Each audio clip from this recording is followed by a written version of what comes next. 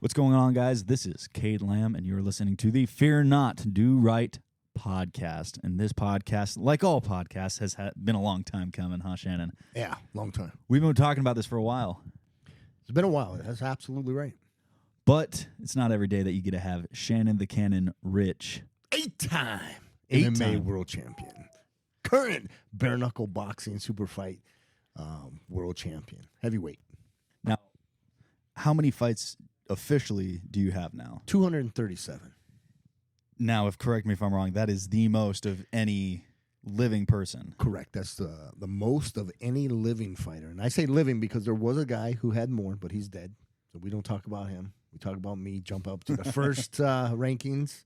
So now I have it was a funny story. I'm at a fight, and John McCarthy pulls me over. And Big John says, "Shannon, you're number one." I'm like, what are you talking about? He said, "You have more MMA fights than any living fighter." And I'm like, wow, okay. And so that's when it actually came to me. And he's right. Like 237 professional MMA fights. Wow. What about like unprofessionally? Do you I think there's anybody... never did any MMA. I mean, amateur fights. And your question is there anybody else non-professional? Well, I know you have like guys like Kimbo Slice. Yeah, but Kimbo was doing bare knuckle boxing. That was, I did it as well. I'm 26-3 bare knuckle boxing. Wow. That's not even the MMA record. That's the bare knuckle boxing. So who was I listening to? I was listening to a couple fighters. They were talking on some other podcast, and it really is a completely different game, the bare knuckle 100% side of things. Because, different sport. Well, when you're wearing even like 4-ounce gloves, you can kind of tee off on people, and you hit different, you strategize different. Whereas bare knuckle, like you have to be. I tell people, bare knuckle boxing is precision boxing. You have to know where you're punching somebody. You're going to break your hand. Right. If I just swing for the fences and you ducked your head and I hit you on the forehead, I break my hand. Pretty much, I'm done using that hand. Yeah. Well, I've had my share of boxers breaks on both my hands because just dumb kids do dumb stuff.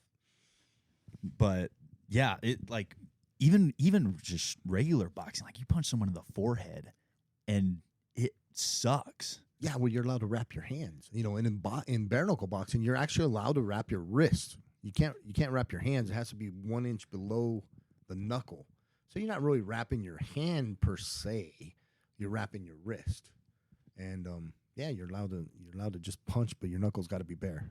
Hence, bare knuckle boxing. So how'd you transition into bare knuckle from just regular MMA? So it really wasn't a transition into bare knuckle. It was bare knuckle transition to MMA. So I started in 1991 pre-UFC. We'd go down to Mexico. We'd have the chicken fights, the dog fights, and the people would fight, and that's pretty much how I paid my way through college, making $500 a fight. Or I say fight, $500 a day. Probably fight 2-3 times in that day. But yeah, it was all bare knuckle, no rules, no rounds, no weight classes, and most of these guys were Hispanic boxers, and we'd go down there and just bang it out, and I would just choke everybody out. Is that a little bit more? I feel like that'd be a little bit more efficient than trying to actually just rely on the hardware. Yeah, I mean. I was a wrestler, and that's pretty much what I had, wrestling and karate background in Muay Thai. And, they were doing these no rules, which hence called Vale Tudo, Brazilian rule for no rules. And they were doing these events in Plaza de Toro in the bull rings. Again, chicken fights, dog fights, and the people would fight. And it was, by the time the people fought, man, everybody was drunk, and, it was a little wild. If you want to say it was wild, yeah, it was pretty wild. And, I did like 32 fights. Jeez. So in with your wrestling, karate, Muay Thai, what was the most effective in those like no rules, just anything goes? The double leg and getting their back and just sinking in that rear choke. Really? Yeah.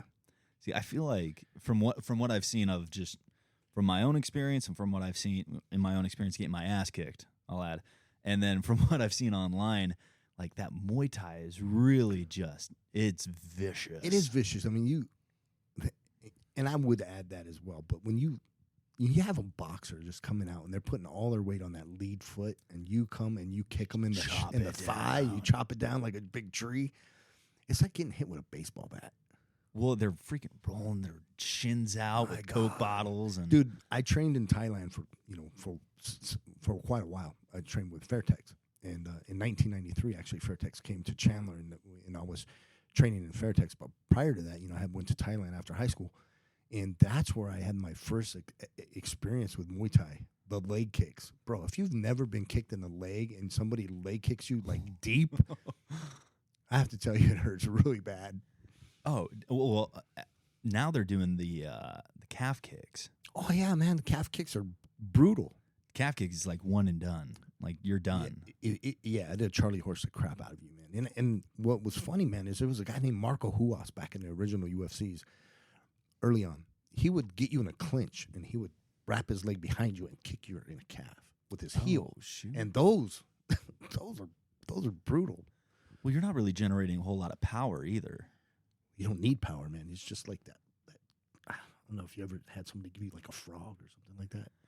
I think probably the most relatable is like, so when we were doing really long rucks and stuff in the Army, and afterwards you'd be in the barracks like with a rolling pin, rolling each other's legs out. Yeah.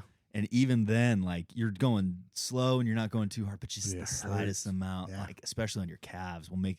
Dude, you're like full body tensed and like planking because it hurts so bad. Yeah, 100%. Wow. So give me a brief description of this. Fear not.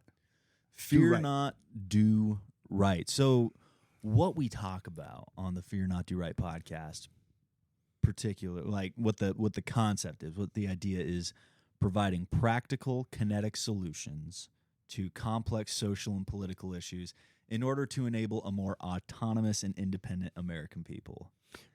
That was a lot of words. A lot of words. Well, I wanted something I could, like, how do I say this in the most concise way possible? And it seems like politically correct way.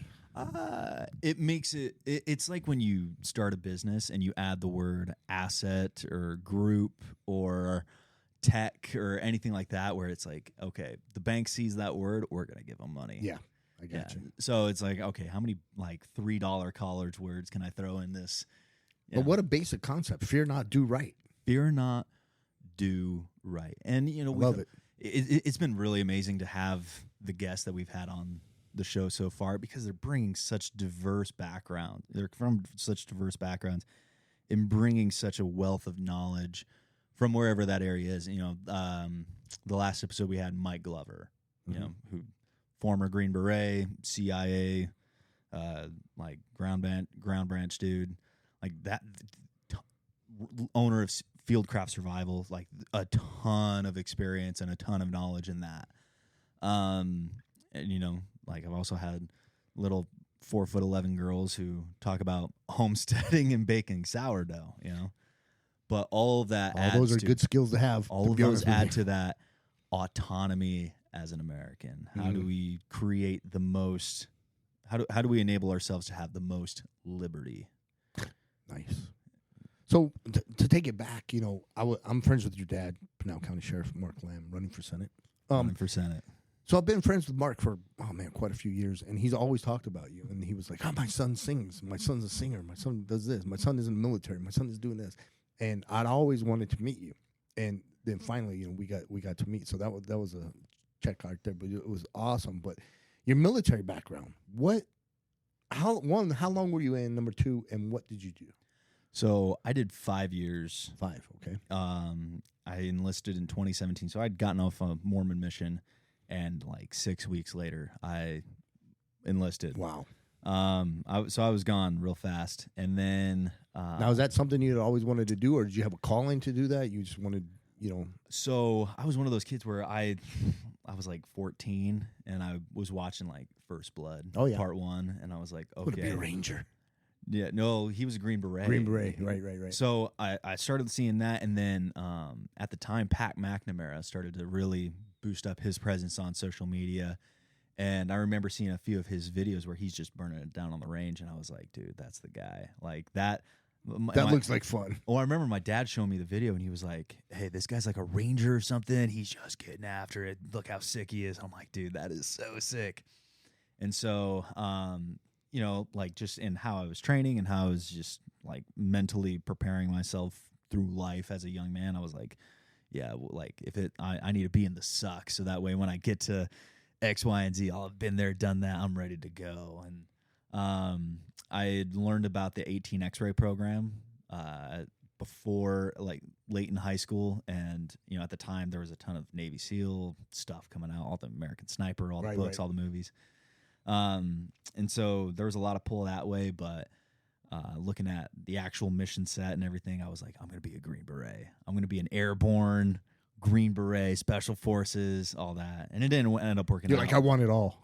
Yeah, so I did the 18 X-ray program. I walked into the recruiter and I was like, hey, 18 X-ray or I'm out. And he's like, how do you know about that? Like, we don't have any slots right now for that. I'm like, okay, cool. Call me when you do. And I walked out, and then they called me the next day, and they're like, hey. The next day? Yeah, they called me the next day. And I was like, all right, cool, man. Let's go. Let's do it. And went to Fort Benning School for Wayward Boys and started getting my face shoved into the dirt. Yeah. And it was a good time. So I did that, and the program is, you go infantry basic training, airborne school, into the Special Forces prep course. So you spend a few months at Fort Bragg. You're not in the Q course, but you're, with cadre. You're, kind of there on the SF campus and soaking it up, just PTing like crazy, eating like crazy, doing 2-a-days. We do Thirsty Thursdays, where they take you across the street and just smoke the shit out of you for 6 hours doing flutter kicks. They're throwing beer cans at you, and it sounds like it sucks, but then you're like, as a 21-year-old, you're there, you're doing flutter kicks, and you're like, dude, I'm doing it right now. I'm here. I'm surviving the cup. I'm doing all that stuff. Hoorah. But I ended up not getting selected. I went to SFAS twice. Didn't get selected, and then I went to PSYOP selection afterwards because the Ranger recruiter wasn't in the office that day. So I ended up going to PSYOP because they were like, hey, have you ever heard of Bravo 9? Oh. It's our tier 1 tactical dudes that like go on target with all the MARSOC and SEALs and ODAs. That sounds like fun. I was like, heck yeah, dude. And so I went to selection for them, and they ended up saying, hey, you might want to try SFAS. You're a little bit more suited to that. And I was like, oh my gosh, dirty dogs. Yeah. So I ended up in the 82nd Airborne. It's not bad. 82nd is good. Oh yeah, come on, man. So I was 11 Bravo in the 82nd, jumping out of planes. Took a trip to Bulgaria, and then took a deployment to Iraq. So let me ask you this: how many jumps did you get? I think I ended up with like 36. Yeah, somewhere around there. It's really weird, man. I have a friend who's at 82nd Airborne, and he was back in 90, 91.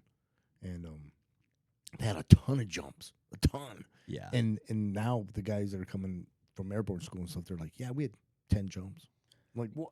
Yeah. What? Well, it's 5 jumps. 5 jumps to get your wings. 5 jump. Yep. I wasn't gonna meet me. Well, we all wanted it to be. So like when we graduated airborne school, we were like, dude, I never want a static jump again. Yeah. Because it's terrible. Yeah. And we were all going into the Q course, so we're like, we're just gonna graduate the Q course, go to Halo school, and just Halo jump for the rest of our careers. And it didn't happen. That's cool, man. No, you weren't a leg. I was a leg, so hats off to you for that. Everyone's a leg once you hit the ground. That's a fact. So when were you in? I went in the 90s. I actually got out in 98, and then after that, I was at Fort Hood. Here's a funny story. I joined the military to run away. I had a nasty divorce. I wanted to run away, see the world, and join the military. I wanted to be all the high-speed stuff I could be. My recruiter said, you need to be a 52 Charlie. And I'm like, what the heck? 52 Charlie, what is that? He said, you're from Phoenix, Arizona. You need to be a 52 Charlie, which is an air condition repair. No. So, son, when you get out of the military, you can have a job. And I'm like, all right, AC school. Yeah, that's cool. Right on. But, I want to be Green Beret. I want to be Delta Force. I want to be high speed. Yeah. So I go through AIT. I go to basic training, everything. I get stationed at Fort Hood, Texas. And all of a sudden, I'm asking my first sergeant and everybody. I'm like, hey, man, when do I go to SF school? When I do all this training? They're like, dude, you're not 11 Bravo. You're 52 Charlie. You ain't doing nothing. So I did a whole lot of nothing in the Army and never got to go anywhere. I went to NTC twice. It's top. That's desert training. I live in the desert. I'm from Arizona. I went to join the military to go travel, and I got to Fort Hood, Texas. So I did not like it. So I got in. So anyway, long story short, get out in 1998. I'm doing my thing, high-speed guy. Still a high-speed guy. I'm still fighting, doing MMA all the way through my military career. And then a couple buddies of mine, man, they were like, dude, these guys are hiring for bodyguards for the United States ambassador in Iraq. This is right at the end of 03, right before 04. I'm like, really? So I can go to Iraq and be in the war and do some high-speed stuff? They're like, if you get picked. So there was like 120-ish guys trying to get on a 12-man team to go to Iraq. And I got picked. So I was one of the guys that got to go. I actually worked with Chris Peranto. No way. Yeah, big shout-out to Chris. So was the name of the company the same then as it is now? It's not. Oh, okay. It's BW. BW? Yeah. Is that the Buffalo Wild Wings? Yes, Buffalo Wild Wings. Absolutely. Now, was that when Eric Prince, he started all that, yeah? Yeah, he did, yeah. Were you working with him at all, or was that... I never got to work with him or actually meet him, but I worked with a lot of cadre. Then he was a lot of high-speed guys. I mean, there was a guy named Mongo. He was a Navy SEAL. Now, Mongo was known throughout the Navy SEAL community. High speed. Talk about high speed. This guy was the man. Anyway, he, because I'm coming out of the military, never done anything. Mongo put me under his wing and taught me on the fly pretty much everything I knew. And man, it without Mongo, I probably would have died half a dozen times. I mean, this guy, he was the man. Definitely taught me everything. How was it getting picked up by those guys? Because I know now it's difficult. It was definitely difficult. It was intense. I had to get a special security clearance, top secret security clearance. I mean, I'm obviously working with the ambassador, John Negroponte, United States ambassador in Iraq. I mean, the group that we were with were like, dude, these guys were all Navy SEALs. These guys were all tier 1 guys, and here I am, some MMA fighter. And they're like, what the heck are you doing here? I luckily can shoot. I was a good shooter. That's how I got picked. That's wild. Yeah. Do they still do it like that? Do you know? Yeah, I have no idea what they do now. I'm just telling you how they did it for me. And I was one of the guys that fortunately got picked and fortunately came back. So when were you overseas? 04 and 05. 04 and 05? Yeah. Was it just like one trip over there? It was 90 days on, 30 days off. Oh, cool. Yeah. Oh, that's kind of a good split. It was a great split and got to actually make a lot of money. Yeah. Yeah, and then, I obviously talking to guys that are in the service doing the same stuff, and they're like, dude, we didn't make that much money. No. We weren't making the money you were making. So, no, it was good, man. I got to meet some really good people, have some great friendships and bonds and brotherhood. You know what it is like in the military. These guys are my brothers for life. Still talk to a handful of them, and it was an honor. You know, it really was. It was an honor to go down there and to actually say I went downrange. That's an honor, man. Yeah. I didn't get a combat infantry badge, but who needs one? Yeah, but it's kind of cool. What part of Iraq were you in? Oh, dude, we were in Baghdad, Tikrit, Hillah, Mosul, Fallujah, Sadr City. I mean, you name it, we were there. I mean, wow. Everywhere the ambassador went, we were there with him. I'm surprised they were letting him go anywhere. Dude, he went everywhere. Yeah, he was. We had so many meetings with the Shiites and Sunnis and craziness. Wow. Yeah. So, going from MMA to contracting with Blackwater, you just did. So let's see, 04, 05. How many trips did you end up taking over there? I was there for like 11 months. Oh wow. Yeah. Wow. Yeah. Was it pretty? So 04, 05, pretty crazy over there? It was, man. At that time, it was the Wild West. No rules? No rules at that time. Our rules of engagement were if you feel threatened, handle it. That's crazy. Especially with so I was up in Erbil. Okay. In 2020, and then 2021 I was in AAAB, Al-Assad. And there were so many rules. I mean, you couldn't even turn left without somebody up in your face saying you did it the wrong way or anything like that. It was the opposite of the Wild West. It was like working in it was like working think about the culture of like a desk job, like a IBM. Okay. like an Initech desk job of politics. Only everyone's carrying guns in the Middle East. Hey, Lamb, I need these TPS reports done. Hey, did you get the new cover sheet for the TPS reports? Yeah. Yeah, I had my team leader, my squad leader, my other squad leader, my platoon sergeant, my PL, and my company commander tell me about the TPS report sheets, cover sheets. And it all goes downhill. Yeah, all goes downhill. Good times. They were less than lucrative, unfortunately. It definitely wasn't working for Blackwater over there. No, man, when I was there, it was like being in the varsity team. I mean, everybody... I mean, you can say what you want about the company now, but at the time, it was the who's who of contracting. It was like everybody wanted to be with us. Oh yeah, and it was everybody there was like, you know, we stood tall, we walked tall, we had pride for what we were doing. What's his Bob Porras? Not familiar. He was one of the OG guys, like in 2003. That was he was a tier 1 cat with USASOC, and then he came over and developed a lot of what Blackwater was doing over there with the ambassadors and stuff. Yeah, I mean, I had a great time. I had a lot of good days. It was fun. So how many fights were you able to fight at all during that time? No, during that time I didn't fight. I had no fights during that time. Just all PT, just keeping in shape? Yeah, just staying in shape, training. Every day was training. How many fights did you have prior to that? A ton, man. I had, I'm going to say probably at least 60. Gee. Yeah, around 60 fights. So more than most people have in their careers. More, yeah, 100%. I mean, now guys are retiring with, 30, 40, 50, maybe, dude, 50 fights now is a lot of fights. Yeah. Ton of fights. Do you feel like fighters have evolved? 100%, man. It's evolved. It's now... you got to remember, when I was first coming up, we were making it up as we were going. Mm-hmm. We didn't have these gyms where you could go and learn MMA. We were learning MMA every day. Yeah. Hey, what about this move? Hey, what about this move? Does it work? I don't know, man. I spent half my career trying stuff in the ring or in the cage to figure out if it worked or not. I mean, we didn't have coaches like we have now. I mean, the guys now are spoiled.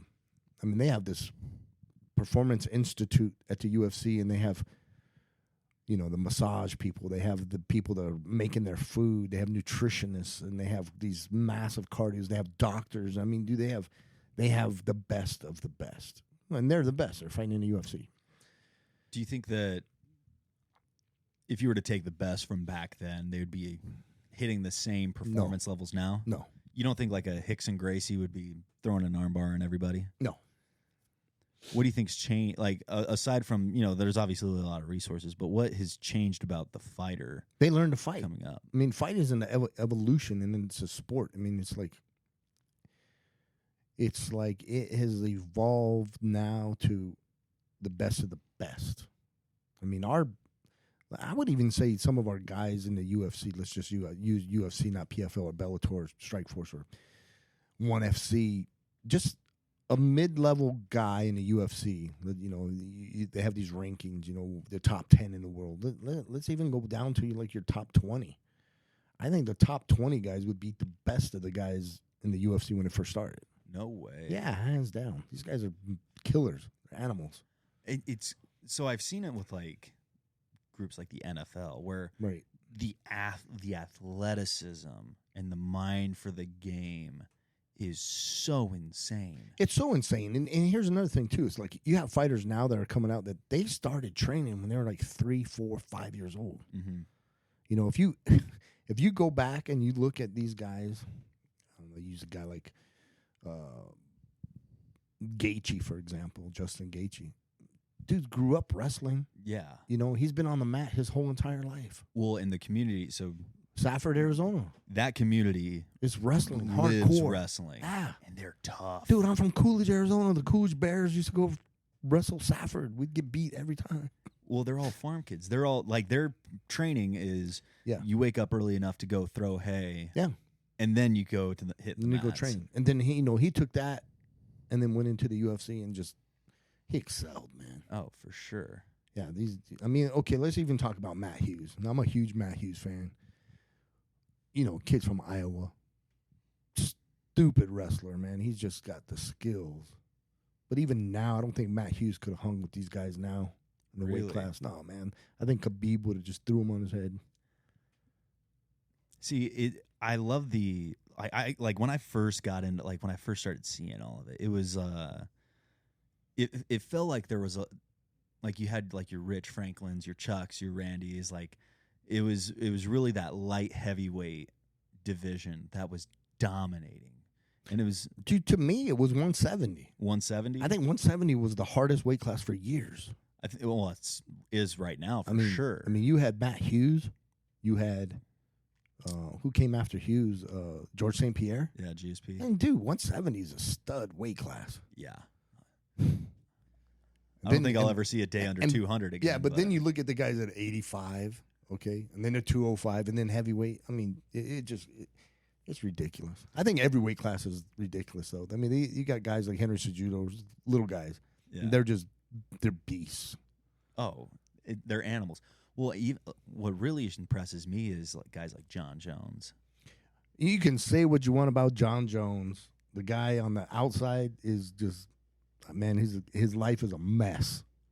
Now, lately, I haven't heard him in the news. I haven't, heard he's been arrested or anything lately.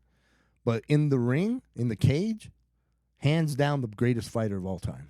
I think he would beat anybody. Anybody. Dude, John Jones he's a phenom. I remember watching him. Who was he? I think he was fighting Gustafsson. He was manhandling somebody. And he was boxing with his elbows. Yeah. And it was just like, dude, how do you have that reach? How are you maneuvering? Yeah, he's got some. And then to go up to heavyweight. Yeah, I think he's going to do better at heavyweight. Nobody likes that weight cut, dude. Weight cut sucks. No. I mean, it should be that. It's so dangerous to cut weight. I think the whole weight cutting thing is just stupid. I think you should just wake up whatever weight you are. That's the weight you fight at. I mean, I do enjoy, like, I would enjoy, like, if I were to, right now I'm walking around 240. If I were to cut to, let's see, last time I fought was 205. If I cut down to 205, goodness gracious, I'd be like, yeah, but you would cut to 205. So what would you fight? 85? I would. Or are you saying you would fight at 205? I would fight at 205. Right. So you'd cut down to like 220 and then cut weight to 205. Yeah. Yeah.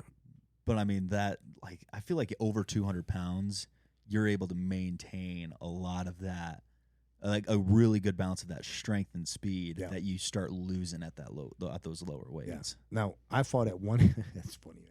I fought at 55, 70, 85, 205 in heavyweight, and I got a title in every belt, every weight class. A handful of guys have ever done that. I feel better at heavyweight than I do at any weight.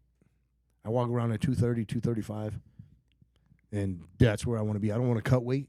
I'll rather fight a guy that's 260 because he's going to be slower. Now, if he hits me, I'm going to feel it. But, yeah, I'm done cutting weight. Never again. To me, cutting weight is harder than the fight. Oh, it was harder than fight camp. Harder than fight camp. It was harder than the fight itself. To me, that was the first fight, is cutting weight. If you could make it to where you could cut weight and make weight, the fight is easy after that. Yeah. Well, I think that's kind of the point, too.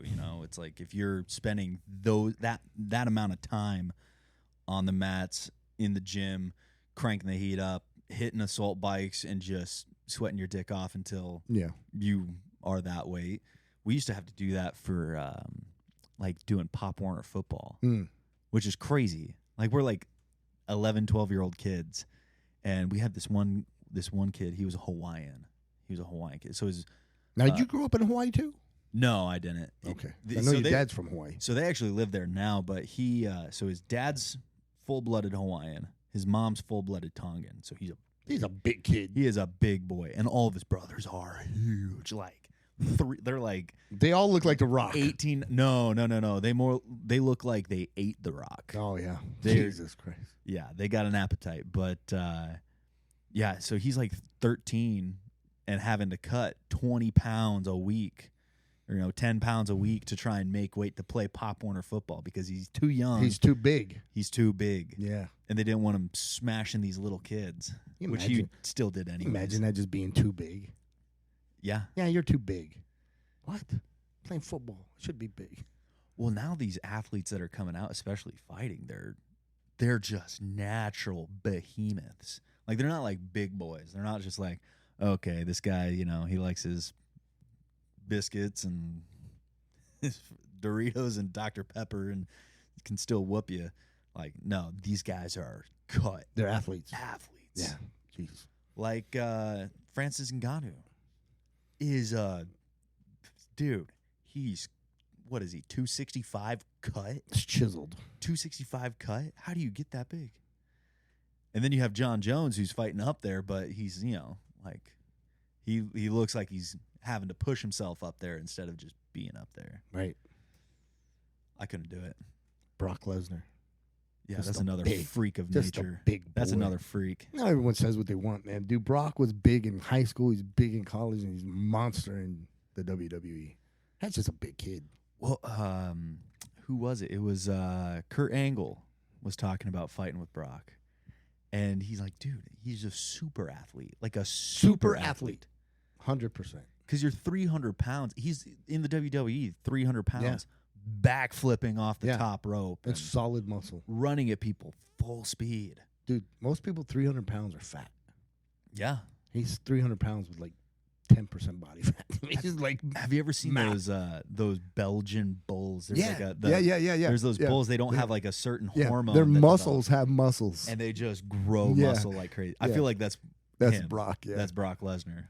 No, but you just mentioned Kurt Angle, man. I had an opportunity to be on the same card with Kurt Angle, and the stories he tells, winning the Olympic gold medal with a broken neck. Yeah. Bro, that's a special kind of person. That's like they make a movie about you and you're. That's a special kind of person. They make a movie about you, and at the end, like, you see the stars form a constellation of you, suplexing some guy. And then it says, this was based on a true story, or this was a true story. Yeah, ridiculous. So what was, as you've had, you said 237 fights. Is there anyone that was like particularly difficult? Like what, like one that stands out? How about one I want to get back? Dude, I would love to fight Frank Shamrock again. I fought Frank with a broken arm, and we fought in K1 actually, and he kicked me. Dude, Frank is an amazing athlete, ultimate athlete. At the time I fought him, he was a 5-time undefeated UFC champion. And previous to that, I was fighting this guy in London, Mark Weir, who fought in the UFC.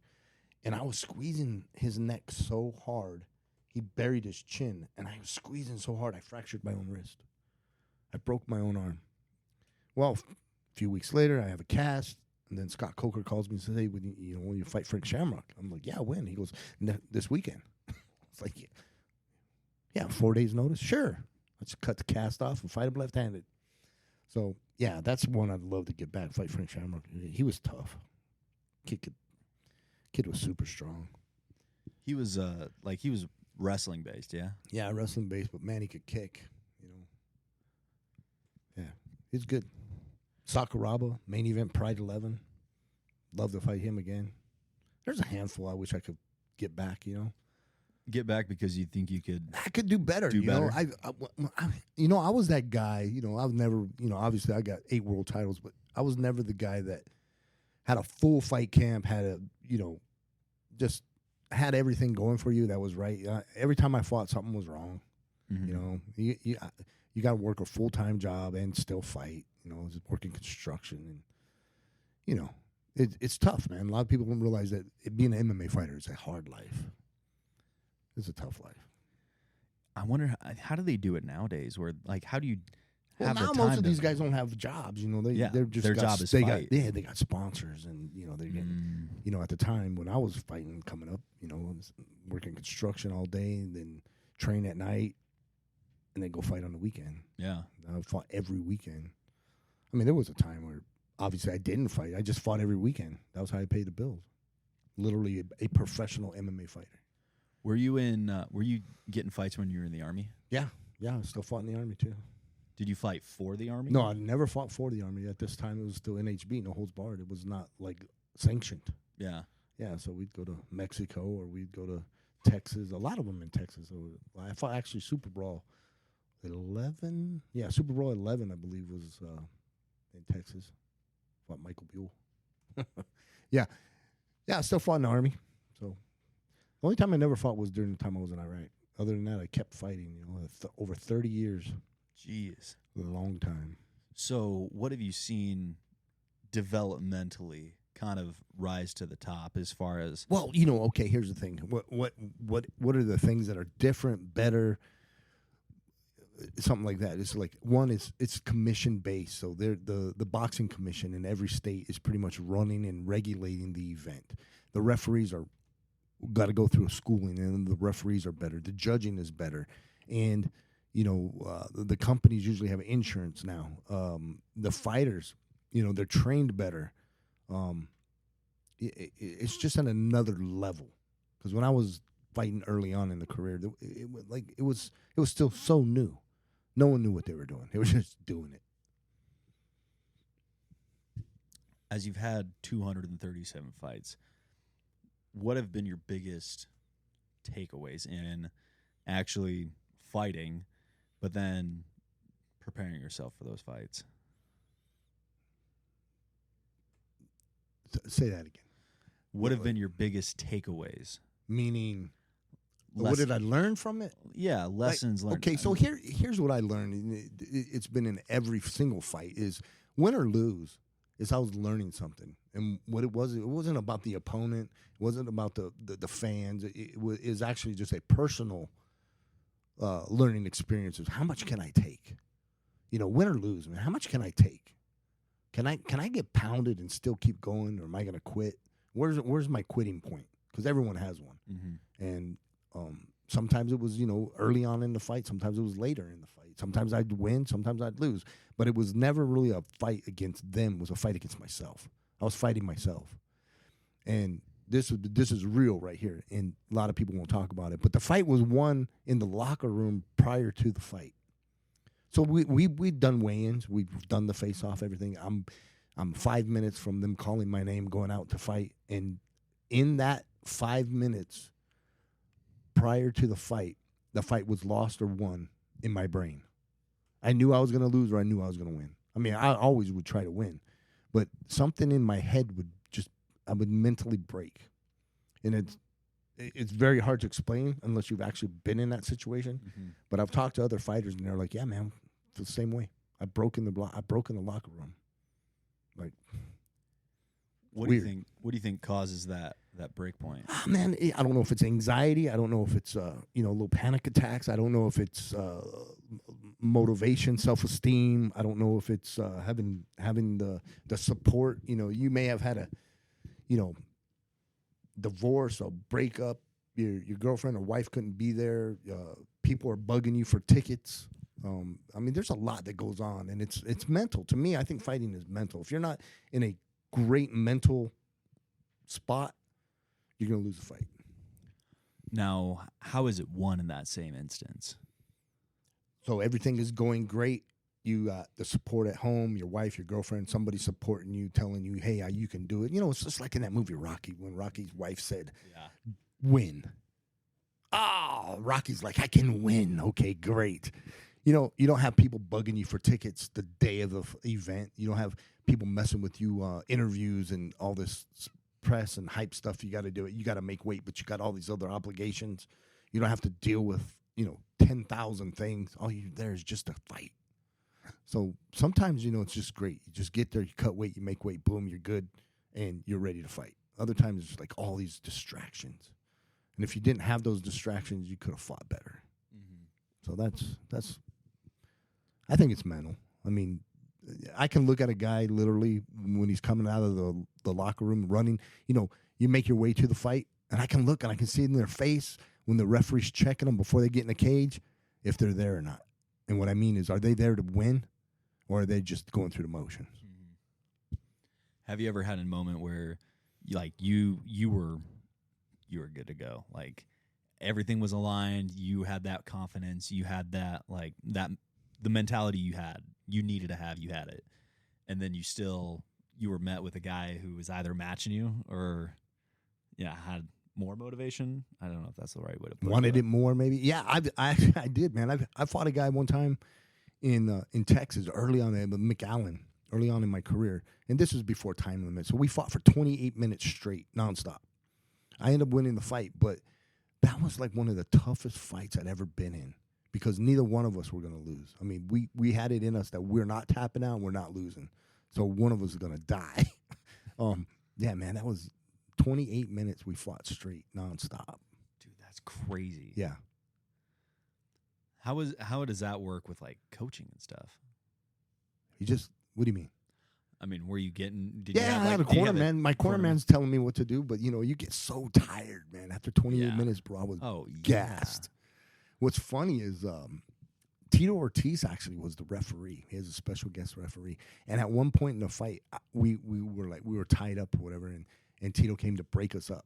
And when Tito broke us up, he pushed me, and I fell down because I was so tired.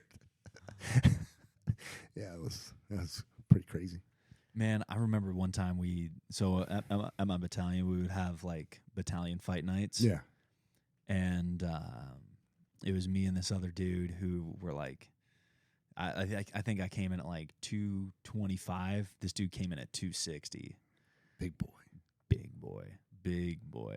And, dude, trying to roll around with that. And I think we were doing just 5-minute rounds.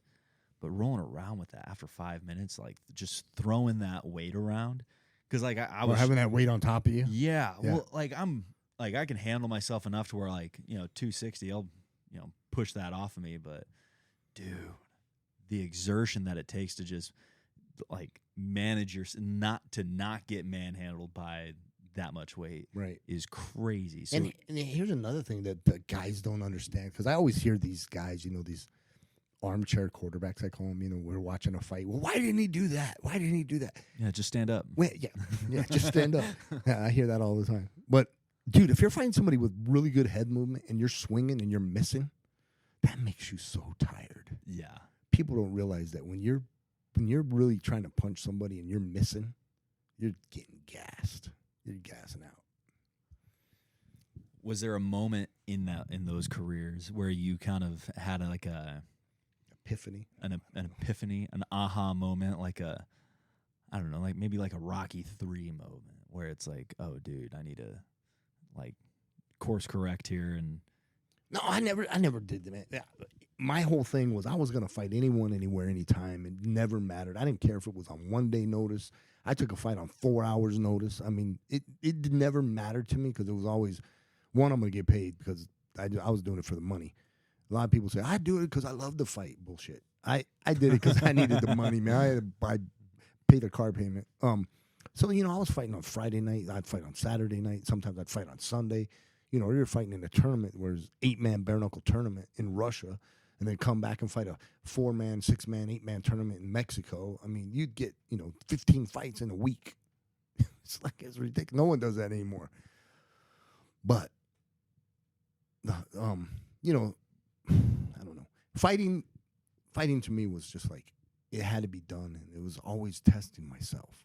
It was always like, okay, yeah, I went out and I lost, but why did I lose? Oh, that guy got me in an arm triangle. Okay, well, don't put yourself in that position again. Learn from it. So that's what I'll always do, is always just try to learn from it and get better, and, again, find where's my breaking point. See if I can get past that breaking point. A lot of times for me, that breaking point was right around that 3-minute mark. If I could get past that 3-minute mark, I knew I was good. Yeah. But how do you keep yourself healthy when you're fighting that much? It was hard, man. I was always injured. Always. I mean, it'd be hard not you'd to. You'd have a messed up ankle, lower back, shoulder, hip, neck, ankle. I mean, yeah, you're training, but you're fighting every weekend. Yeah. So you don't have time to heal. Right. You may still have a busted nose from 2 weeks before. So hopefully you didn't get punched in the nose. Yeah. Yeah. Speaking from a guy that's broke my nose many times. Yeah. How did you train when you were fighting that much, though? Dude, I trained ridiculous. Again, okay, there's no like now you can go to an MMA gym and you got coaches and they're going to teach you how to fight. They're going to train you MMA, mixed martial arts. When I was coming up, we were training ourselves. So we would just literally, we knew how boxers trained. We knew how wrestlers trained. I knew how the Thai guys trained. I just kind of put it all together, and we do our cardio, our weight training, and we do our long distance running. We do our sprints, and then we'd fight. We'd not spar. We would fight. Yeah. So, and I hear these people, yeah, let's go spar. No, we were fighting. Jeez. So when you're fighting that, I mean, you're training that much, you're fighting. How did that translate, out of the gym, out of the ring, and keeping yourself mentally ready for all those fights, all that stress of, fighting for a living? I thought it's just what I did. It was my job, and I actually think being a fighter was great when I went into the military because my situational awareness was higher, at a higher threshold or a higher level than anybody else. When things went south, I was ready. So yeah, man, I think fighting definitely helped me for everything. It's helped me in everything in my life. Are you still fighting today? Okay, so I'm pretty much retired as an MMA fighter, but I'll still do bare knuckle boxing. I'm still waiting to get that call for, hey, Shannon, we know you have the Super Fight Championship belt, international Super Fight title from BKFC, bare knuckle boxing. Yeah, I'm waiting for that call. Waiting for that call. So if you were to, for those who are not going to get into a fight anytime soon, how can they prepare themselves for that what if? Dude, get in the gym, man. Go find a trainer. Go find a coach. Learn how to box, learn how to kickbox, learn how to wrestle, and learn some jiu-jitsu. To me, I think, dude, I mean, if you just took two guys that don't know anything, they're going to throw punches, and then eventually that fight's going to the ground. Mm-hmm. If there wasn't a boxing referee, those fights would end up on the ground. Every time. Every time. So if you have to learn jiu-jitsu or wrestling, I think if you learned either wrestle or jiu-jitsu, you are going to be okay. Hands down. And there's a lot of jiu-jitsu schools out there, a lot of wrestling places, man. Just go learn some grappling. And, you could go against a boxer, a kickboxer, and if you know how to grapple and they don't, you got them. Or if you go against someone who doesn't know anything. Oh, they don't know anything. They're in trouble. Yeah. Yeah. What about mentally? How can people prepare for a fight mentally without actually, going down the street and causing trouble? Well, I think that is just personally how people are. You're either, I'm going to take this into drinking because I never drank until I was 50. I never had a beer, never had alcohol. It's just, now I'll have like one or two. I'm not a big drinker, but someone told me this, and it was like, wow, man, that's really a cool thing. If you're an asshole, alcohol just makes you a bigger asshole. Mm-hmm. But if you're just a cool guy, and you're just going to be a cooler guy, you know what I mean? Mm-hmm. So I don't think you have to be worried about somebody fighting you. I think if you train, I think if you know how to box, kickbox, wrestle, jiu-jitsu, you never have to fight. Because you're going to carry yourself in a situation where you're not nervous in a crowd. You definitely feel like you're confident. And I think if you hold yourself confident, no one's going to mess with you. I mean, I can go anywhere and no one's going to mess with me. You make yourself a hard target. Yeah, you're a hard target. They're like, they look at you and they're like, no, that guy looks like he's secure. They look at that other guy. He's got to walk in with his head down. He's always on his phone. Yeah, I'm gonna beat up that kid. Yeah, I think it's just the way people are. If you're outgoing, when you look at somebody, you're looking them in the eye. You're talking to them face to face. They're not. Situational awareness. Pay attention to your surroundings, and I think you'd be a hard target. No one's gonna mess with you. Well, nowadays, I mean, even in my community out in Queen Creek, there's been there was a drive-by shooting earlier this week, and then there was some kid like a few months ago that got there's some kids at the like a high school kid, and he got jumped and died. Wow! Like got beat to death by a bunch of high schoolers at a party. I saw that on the news, man. That is just ridiculous. That's ridiculous. You know what I saw the other night? This and it really made me mad. My wife had to stop me from posting because I was going to really go off. And I'm glad I had my wife to reel me back in. I saw this. It was a white kid, and he went up to this rapper and asked him, "Can I get an autograph picture with you?" And his entourage beat him up, and they put him in the hospital. Why does it take 4 guys to beat up 1 guy? And why would you beat somebody up just for asking for a picture? That just, I can't explain that. Irritating. I think a lot of it has to do with, when it comes to all the training and it comes to the mentality and everything like that, especially in the ring and especially, in, we'll say, kinetic environments, as, some of your trips have been, all you're trying to do is control the situation and set the conditions. Correct. You're trying to control the situation and set the conditions. So that way, 1, you can avoid it at all costs. And then 2, if you can't avoid it, you're able to still maintain control over that situation. Right. You use the amount of force necessary to control the situation.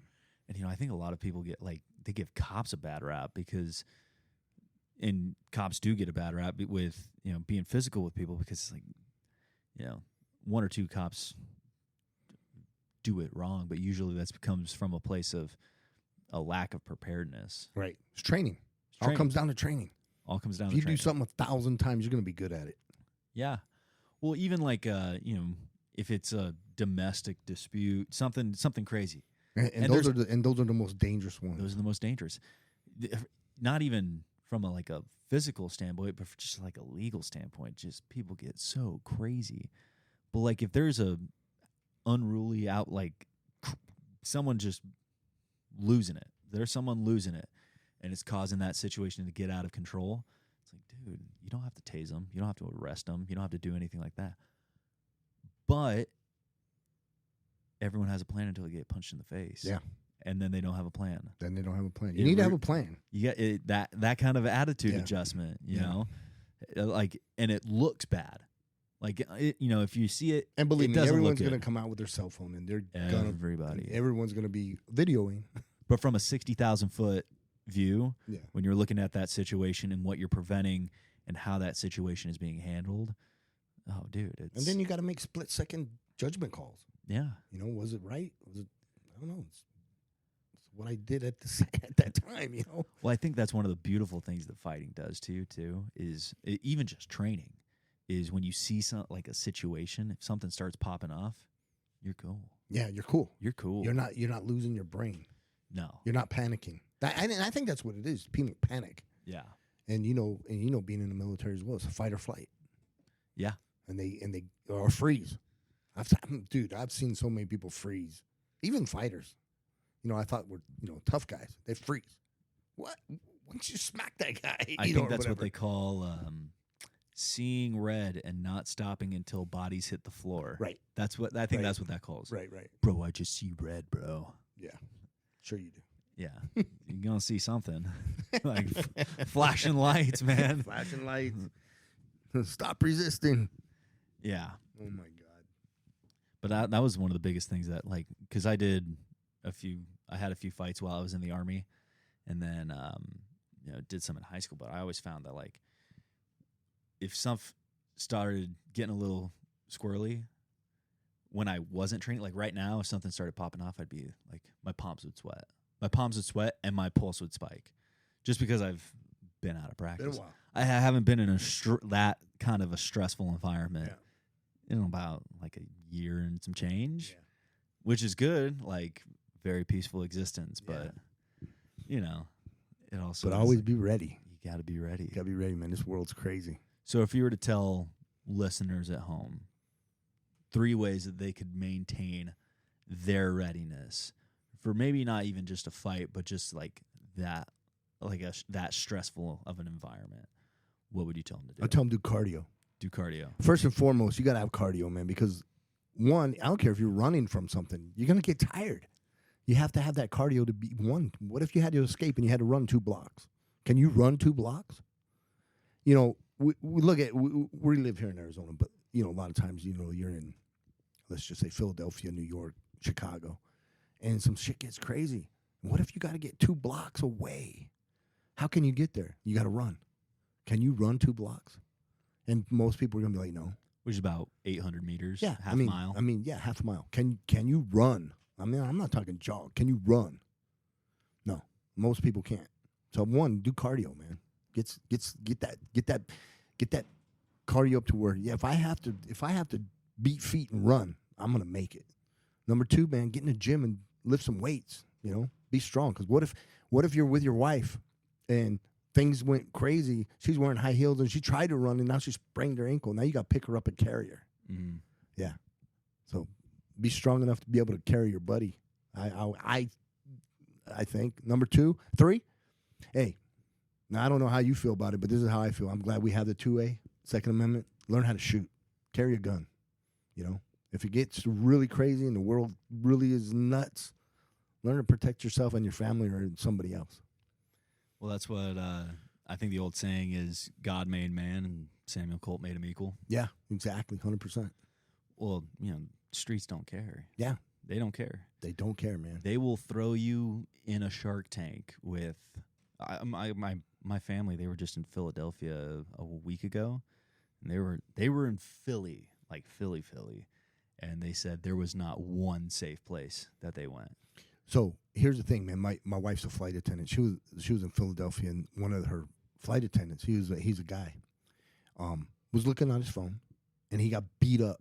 They took his phone, they beat him up, and the guy wasn't doing anything, man. He was just walking on the street.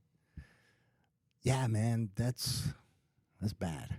Yeah, and at least if you have some kind of equalizer there, it takes a 4-to-1 fight. Somewhat. Something will make it even. Equals the odds. Yeah, absolutely. But you got to be prepared for it though, because because I always tell this.